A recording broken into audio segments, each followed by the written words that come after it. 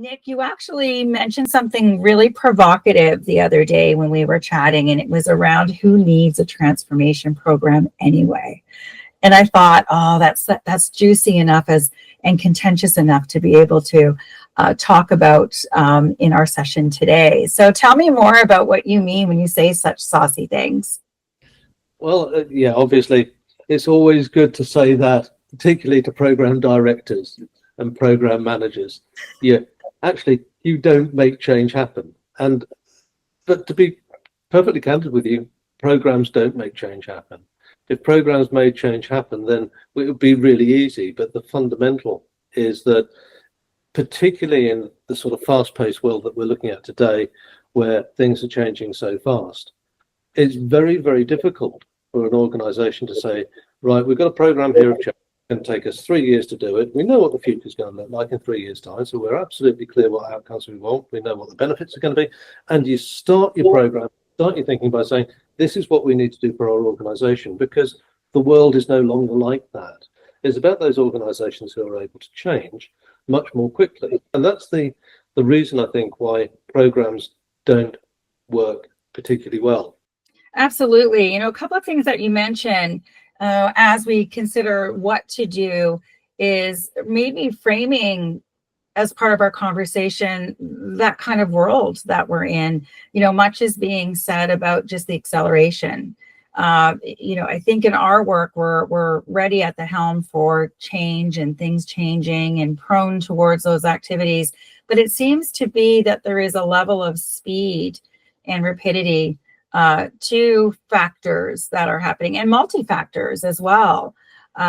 We were talking the other day about the wild world in which we practice change, and I'm wondering, as you speak, how do we, to your point, get organizations ready to be able to not just ideate or plan for that future organization, but to anticipate all of these amazing changes and factors and influencers that we're dealing with.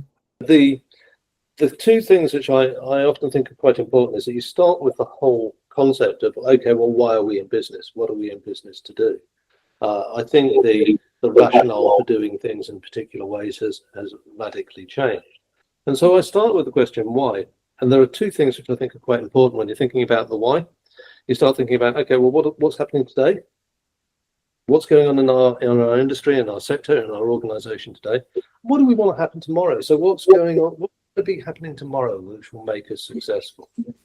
And the other question you've got is, what's going on in the real world?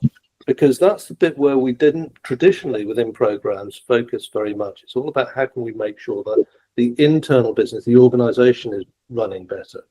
And the organization only runs really well if it can actually travel in the real world. So you have to think of both those issues. And if you think about those two things, you've got a bit of a full box model.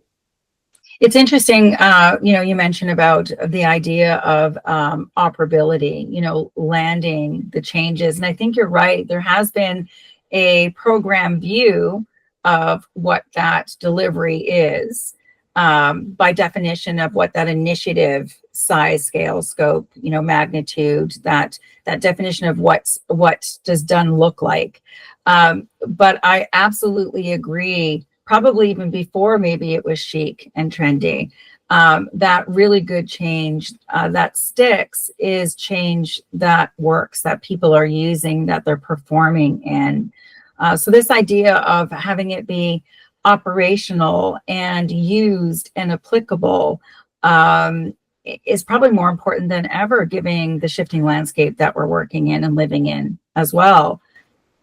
Yeah, absolutely. I think that's absolutely right, and it will be only that if you take account of what it is that's going on in the real world, and the idea of the organization being able to shape the world in which it's in is increasingly difficult as things move more quickly and less predictably.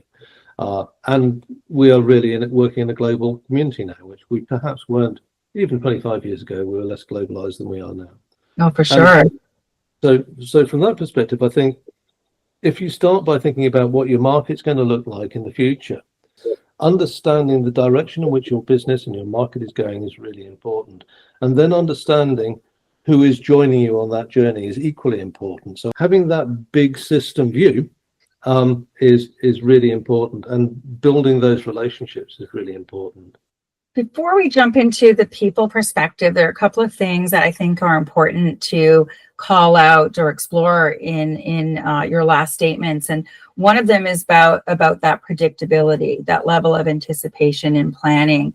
And I'm wondering more and more in the work that we do, especially when we are typically involved in big, hairy, complex change, if we're also altering our view of the future. I think gone are those days of those heavy, static, stoic strategies of 5 years that are hard to lift and sustain and keep alive when the pace of change is much faster.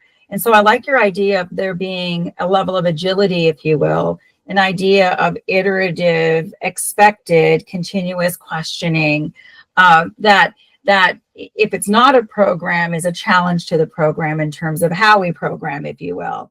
It really starts off with a fundamental culture shift from we own the future, we control the future, and we can actually build markets and people around what we do, to looking at the top left of that model, where you're starting to think, what type of organization do you want tomorrow? You've actually described that really well, exactly what that organization needs to look like. I think it needs to be more open to the markets it's working with, more open to conversations with its partners and suppliers, see itself as part of a dynamic and evolving and largely difficult to control system. And what does that mean for the way in which the organization is actually going to structure itself, the way it's going to define itself, the way it's going to lead its people? Then you've got an organization where you can start to then think about, what do we want to do from a change perspective, which will allow that to work better? And programs then have a place, in my view, but their place is to manage the delivery, not to actually try and control the organizational transformation journey. So this is a nice pivot into part of that structure, the people side of the change. And I'm curious about your thoughts, because in our practice, we typically look at a highly networked, collaborated view of engaging and soliciting roles, subject matter experts, process owners, and the like, to be able to put their arms around the change. What are your thoughts about some of the approaches to the structure of change to enable and deliver the change? I think the main thing is, I think you made some really good points. It is about making sure that you've got the right people involved in this. Is where the ownership and the accountability for making sure that you've got the right people involved in it lies.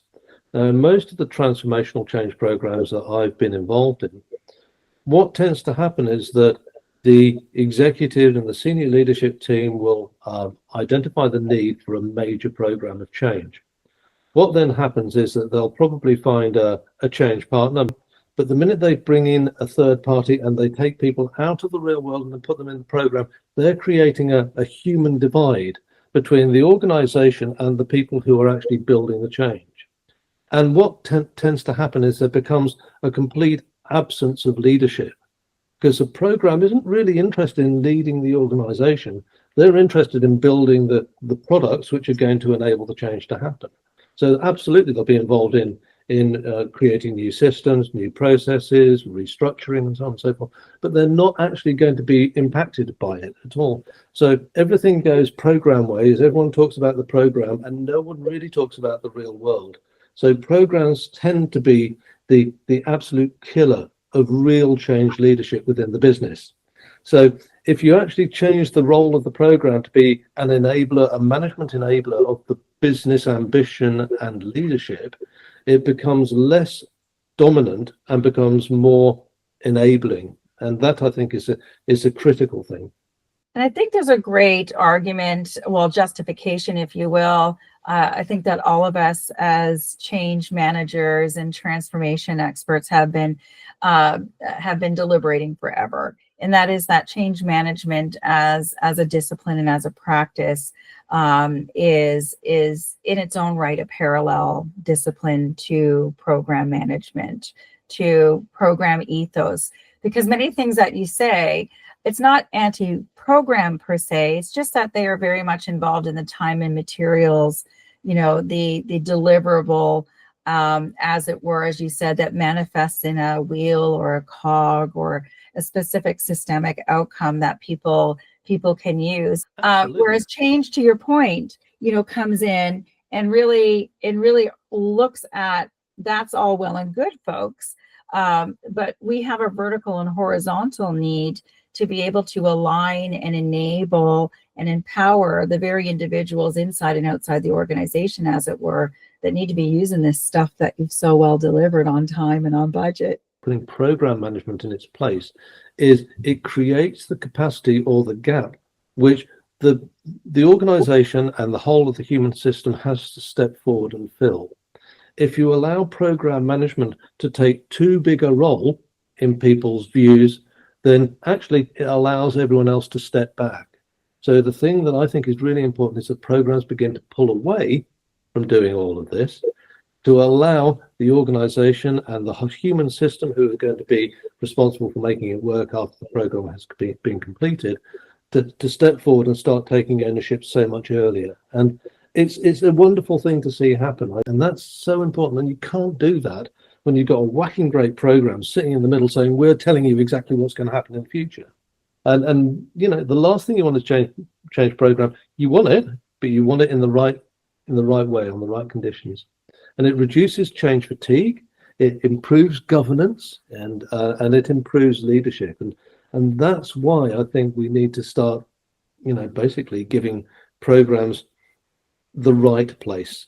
It's a different place, it's an important place, but the last thing you want to do is to allow them to run the world for you, because all they want to do is to deliver their products, shut the door, and walk away.